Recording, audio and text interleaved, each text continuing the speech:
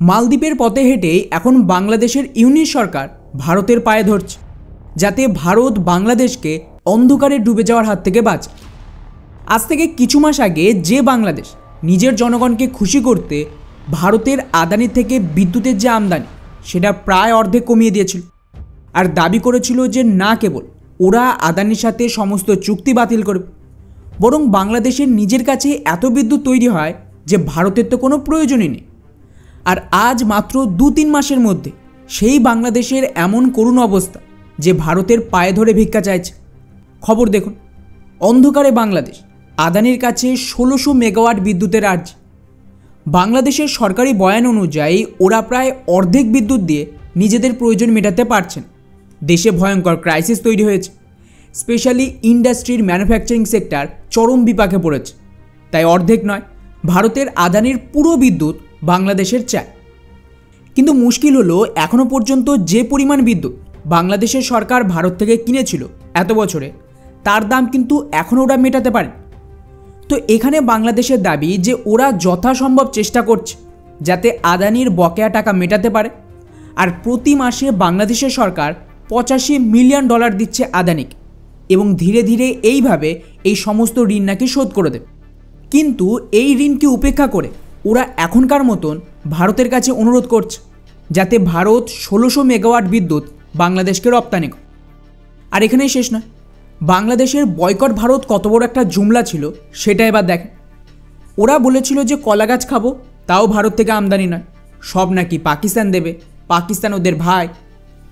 গত 7ই ফেব্রুয়ারি বাংলাদেশ আর ভারতের মধ্যে গঙ্গা নদীর মাধ্যমে পশ্চিমবঙ্গ থেকে আবার দেখেন নতুন ট্রেড রুট চালু হলো, যার মাধ্যমে প্রথম চালান ফুডও ভারত রপ্তানি করেছে বাংলাদেশ। এবার শুধু আপনারা পরপর ডেট অনুযায়ী খবরের হেডলাইনগুলো দেখেন যেগুলো বাংলাদেশের মিডিয়া পাবলিশ করেছে, তাহলেই বুঝতে পারবেন এদের মুখে এক কথা কিন্তু কাজে অন্য কথা। 7ই জানুয়ারি খবর আসে বাংলাদেশ ভারত থেকে 50,000 টন সিদ্ধ চাল কেনে। এর পরের সপ্তাহেই ভারতীয় রেলওয়ে 2450 টন চাল এমার্জেন্সিতে বাংলাদেশকে পৌঁছে দেয়। এর 4 দিনের মাথায় 19 তারিখে আরও 9600 টন চাল আমদানি করা হয় ভারত থেকে, কিন্তু তাতেও ওদের বাজারে কোনো প্রভাব পড়েনি, মানুষ না খেয়ে মরবে এমন অবস্থা। এরপর এ মাসে ঢাকা ট্রিবিউনের খবর অনুযায়ী ভারতের ওড়িশা রাজ্য থেকে 2টো জাহাজ বোঝাই করে 16,000 টন বাংলাদেশে পৌঁছে দেওয়া হয়। তারিখটা খেয়াল করেন, 1 ফেব্রুয়ারি। এর 3 দিনের মাথায় আরও 100 টন চাল আমদানি করে বাংলাদেশ। আর দাঁড়ান, যদি ভেবে থাকেন যে শুধুমাত্র চালের বাজারেই এই করুণ দুর্দশা, তাহলে ভুল ভাবছে। সামান্য যে ফল সেটা পর্যন্ত বাংলাদেশকে ভারত থেকে আমদানি করতে হচ্ছে।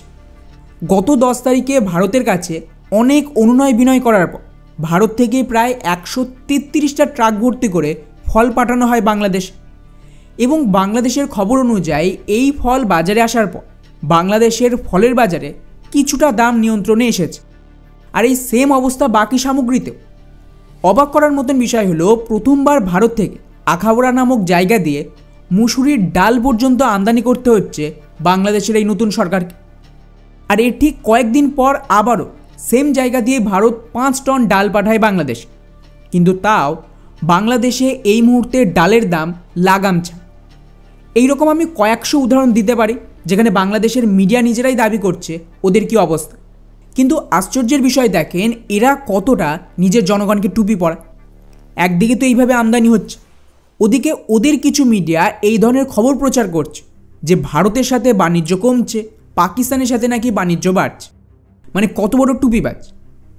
যদিও এই খবরটাকে আমি পুরোপুরি ভুলও বলবো না, কারণ যদি আমরা একটু ইনডেপথ অ্যানালাইজ করি তাহলে বোঝা যাবে যে এখানে পাকিস্তানের সাথে অবশ্যই বাংলাদেশের বাণিজ্য বেড়েছে। বেশ কিছু জিনিস পাকিস্তান থেকে আমদানি করা হয়েছে গত কয়েক মাসে, যেটা এর আগে হতো না। সেই হিসেবে যদি আমি হিসেব করি তাহলে হ্যাঁ, পাকিস্তানের সাথে বাণিজ্য বেড়েছে। আর দ্বিতীয় লাইন যেখানে ওরা বলছে না ভারতের সাথে বাণিজ্য কমছে, সেখানেও কিছুটা ঠিক আছে, কারণ ভারত থেকে যে সমস্ত গার্মেন্টসের র মেটেরিয়াল আমদানি হতো, আরও কিছু সামগ্রী যেমন গাড়ি, পার্টস, এগুলো কমেছে, কারণ বাংলাদেশের শয়ে শয়ে গার্মেন্টস ফ্যাক্টরি বন্ধ হয়ে গেছে। তো ওই যে ডিমান্ড ছিল সেটা কিন্তু আর গত বছরের মতন নেই। উদাহরণ হিসেবে বাংলাদেশের যে বিজনেস রিসোর্স সেন্টার, তাদের রিপোর্ট অনুযায়ী ওদের প্রায় 50 থেকে 60% ম্যানুফ্যাকচারিং কমে গেছে। ভাবতে পারছে এমন একটা দেশ যার ব্যাকবোন এই জাতীয় ইন্ডাস্ট্রি, তাদের 50% ড্রপ মানে কত বড় লস। আর এটা 7 তারিখের খবর। আর শুধু তাই নয়, বাংলাদেশের 8টা স্থলবন্দর এই নতুন সরকার বন্ধ করে দিয়েছে, কারণ এর থেকে তো আয়ই হচ্ছে না। বাজারে বোতলজাত তেল পাচ্ছে না, এমনকি ওদের বিদেশি মুদ্রা ভাণ্ডারেও এখন টান পড়েছে। এটাও $20 বিলিয়ন নিচে নেমে পড়েছে। আর যেমনটা আমি বহু আগেই বলেছিলাম, এই সবটাই হয়েছিল ভারত আমেরিকার লড়াইয়ের জন্য। আর লড়াই মিটে গেলে দুই দেশ মিলেই বাংলাদেশ থেকে ফায়দা লুটবে, সেটাই হচ্ছে। বাইডেন যেতেই এড বন্ধ। উপরন্তু এই খবর দেখ, এটা গতকালের, যেখানে সমস্ত গ্লোবাল কাপড়ের ব্র্যান্ড এত মাস পরেও বাংলাদেশে ফিরতে চাইছে না। ওরা ভারতীয় কোম্পানির সাথেই লং টার্ম চুক্তি করতে চাইছে। আর এই সেম ডেটে আমেরিকার তরফ থেকে খবর আসছে যে বাংলাদেশের গার্মেন্টস রপ্তানির ওপর কিছু আনঅফিশিয়াল রেস্ট্রিকশন লক্ষ্য করা গেছে, যাতে বাংলাদেশের যে রপ্তানি তাতে কিছুটা সমস্যা হচ্ছে। এটাও কিন্তু বাংলাদেশের মিডিয়া রিপোর্ট করেছে, ভারতের খবর না।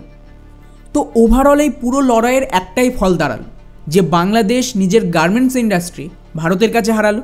দেশের ইকোনমি পুরো ইন্ডাস্ট্রি নষ্ট করে একটা ভিখারির দেশে পরিণত হচ্ছে, যেটা অ্যাকচুয়ালি ভারতের কাজে আসবে ভবিষ্যতে ডমিনেট করতে।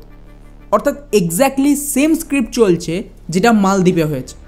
এখন উপভোগ করো স্বাধীনতা।